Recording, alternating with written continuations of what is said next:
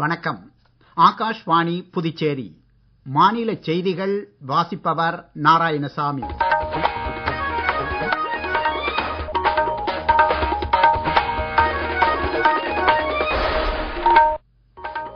தலைப்புச் செய்திகள். புதுடில்லியில் உள்ள செங்கோட்டை வளாகத்தில் மத்திய பிரதேசத்தின் விக்ரமோத்சவ் என்ற 3 நாள் கலாச்சார விழாவை குடியரசு துணைத் தலைவர் திரு ஜெகதீப் தன்கர் இன்று தொடக்கி வைக்கிறார். அனுமன் ஜெயந்தி இன்று நாட்டின் பல்வேறு பகுதிகளில் உற்சாகத்துடன் கொண்டாடப்பட்டு வருகிறது. இந்தியாவிற்கும் அமெரிக்காவுக்கும் இடையிலான பயங்கரவாத எதிர்ப்பு ஒத்துழைப்பை மத்திய வெளியுறவுத்துறை அமைச்சர் டாக்டர் ஜெய்சங்கர் பாராட்டியுள்ளார்.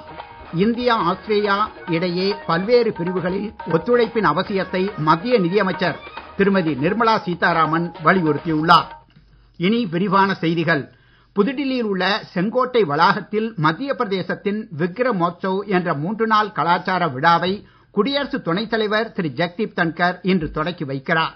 ஏப்ரல் 14ஆம் தேதி முடிவடையும் இந்த கலாச்சார விழாவில் சாம்ராட் விக்ரமாதித்யரை அடிப்படையாக கொண்ட நாடகம் அரங்கேற்றப்பட உள்ளது.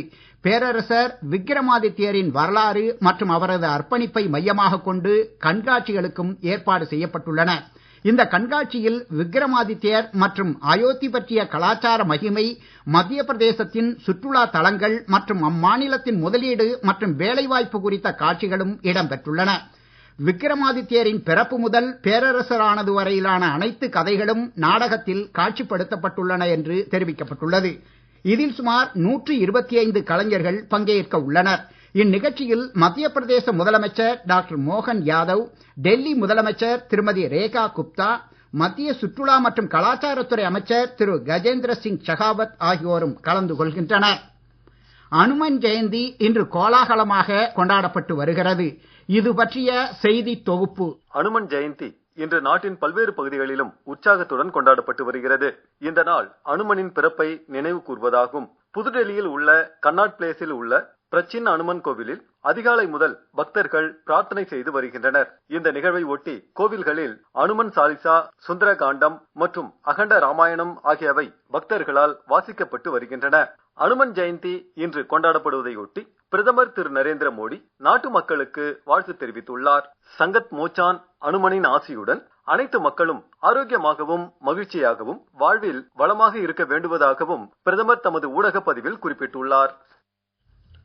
இந்தியாவிற்கும் அமெரிக்காவிற்கும் இடையிலான பயங்கரவாத எதிர்ப்பு ஒத்துழைப்பை மத்திய வெளியுறவுத்துறை அமைச்சர் டாக்டர் ஜெய்சங்கர் பாராட்டியுள்ளார். 2008ஆம் ஆண்டு நவம்பர் மாதம் 26ஆம் தேதி மும்பையில் நடைபெற்ற பயங்கரவாத தாக்குதல்களில் முக்கிய குற்றவாளியான தகாவூர் உசேன் ராணாவை நாடு கடத்துவது குறித்து சமூக ஊடகங்களில் அமெரிக்க வெளியுறவு செயலர் திரு மார்க்கோ ருபியோவின் பதிவிற்கு பதிலளித்த டாக்டர் ஜெய்சங்கர், தாக்குதல்களில் பாதிக்கப்பட்டவர்களுக்கு நீதி கிடைப்பதற்கு இந்தியா உறுதுணையாக இருக்கும் என்று கூறியுள்ளார். சத்ரபதி சிவாஜி மகாராஜின் வரலாற்று சிறப்புமிக்க ராய்காட் கோட்டையை நாட்டின் இளைஞர்களுக்கு உத்வேகத்தின் ஆதாரமாக விளங்குவதற்கு மத்திய அரசும் மகாராஷ்டிர அரசும் உறுதி பூண்டுள்ளதாக மத்திய உள்துறை அமைச்சர் திரு அமித்ஷா கூறியுள்ளார். சத்ரபதி சிவாஜி மகாராஜின் 345வது நினைவு தினத்தை முன்னிட்டு திரு அமித்ஷா ராய்காட் கோட்டையில் நடைபெற்ற நிகழ்ச்சியில் மலரஞ்சலி செலுத்தினார். நிகழ்ச்சியில் பேசிய அவர், சுயராஜ்யத்திற்கான போராட்டம் எப்போதும் நிறுத்தப்படக்கூடாது என்றும் பிரதமர் திரு நரேந்திர மோடியின் தலைமையிலான மத்திய அரசு சிவாஜி மகாராஜின் தொலைநோக்கு பார்வையை உண்மையாக பின்பற்றி வருவதாகவும் நம்பிக்கையின் கலங்கரை விளக்கமாக இந்தியாவை உருவாக்க பாடுபடுவதாகவும் கூறினார். நீங்கள் கேட்டுக்கொண்டிருப்பது மாநில செய்திகள். ஆகாஷ்வாணி செய்திகளை நேயர்கள் உடனுக்குடன் தெரிந்து கொள்ள எமது புதுச்சேரி மண்டல செய்திப் பிரிவின் சமூக ஊடகங்களான @AAR_News_புதுவை என்ற எக்ஸ் பக்கத்தையும், all India radio news Puducherry என்ற Facebook பக்கத்தையும், @RNU புதுச்சேரி என்ற யூடியூப் சேனலையும் அணுகலாம். செய்திகள் தொடர்கின்றன. இந்தியா ஆஸ்திரியா இடையே ஸ்டார்ட் அப் நிதி, பசுமை தொழில்நுட்பம் உள்ளிட்ட பல்வேறு பிரிவுகளில் ஒத்துழைப்பின் அவசியத்தை மத்திய நிதியமைச்சர் திருமதி நிர்மலா சீதாராமன் வலியுறுத்தியுள்ளார். ஆஸ்திரிய தலைநகர் வியன்னாவில் வெளிநாடு வாழ் இந்தியர்களிடையே உரையாற்றிய அவர் அந்நாட்டின் வளர்ச்சியில் இந்திய வம்சாவளியினரின் பங்களிப்பை பாராட்டினார். இந்தியாவின் வளர்ச்சிக்கும் ஆஸ்திரியாவின் வசிக்கும் இந்தியர்கள் பங்காற்ற அவர் அழைப்பு விடுத்தார். ஆஸ்திரிய நிதியமைச்சர் உடனான தமது சந்திப்பால் இரு நாடுகளின் நட்புறவு மேம்பட்டு உள்ளதாக குறிப்பிட்ட அவர் சுற்றுச்சூழலுக்கு உகந்த வாகன மேலாண்மை, புதுப்பிக்கத்தக்க எரிசக்தி உள்ளிட்ட துறைகளில் இரு நாடுகளும் இணைந்து செயலாற்றும் வாய்ப்புகள் குறித்து விளக்கி கூறினார். பாஜகவின் மூத்த தலைவரும் மத்திய வேளாண் அமைச்சருமான திரு சிவராஜ் சிங் சௌஹான் தேசிய ஜனநாயக கூட்டணி கட்சி தலைவர்களை சந்தித்து ஆலோசனை நடத்தினார்.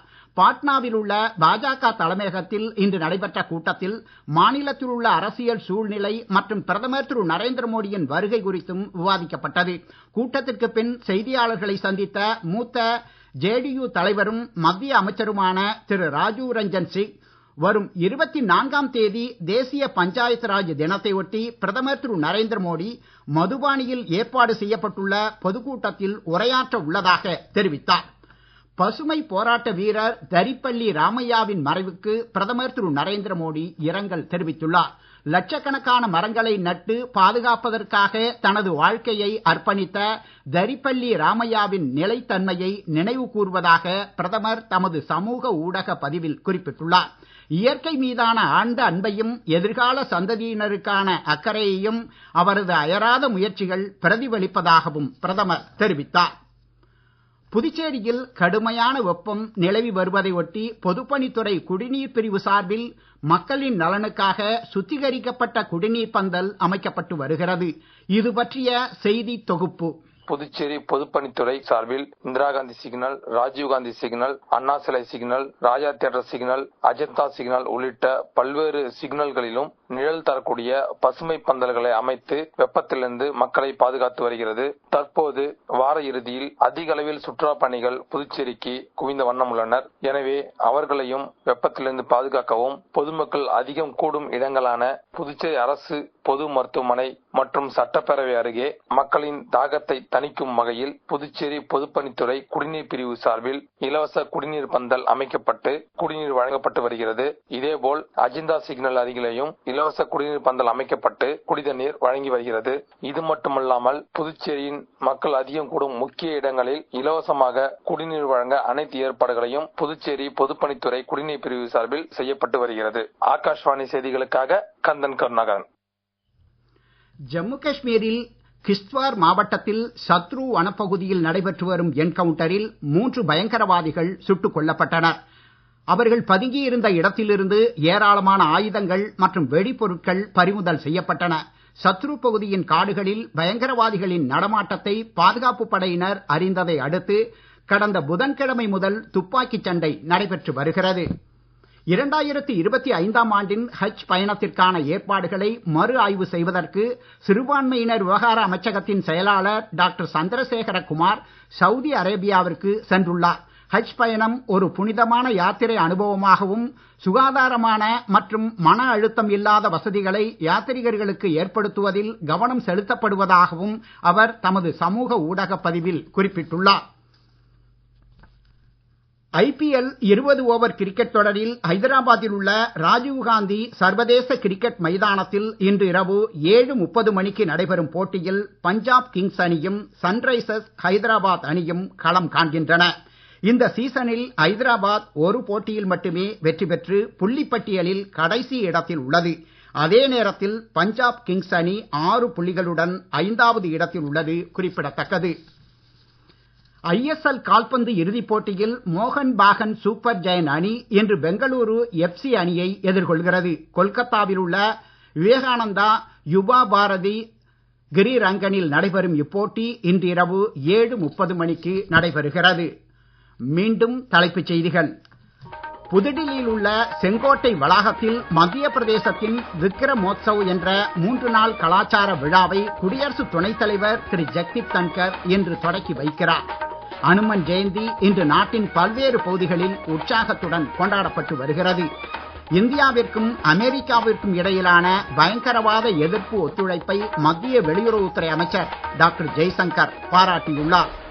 இந்தியா ஆஸ்திரியா இடையே பல்வேறு பிரிவுகளில் ஒத்துழைப்பின் அவசியத்தை மத்திய நிதியமைச்சர் திருமதி நிர்மலா சீதாராமன் வலியுறுத்தியுள்ளார். இத்துடன் இந்த செய்தி அறிக்கை நிறைவு பெறுகிறது. வணக்கம்.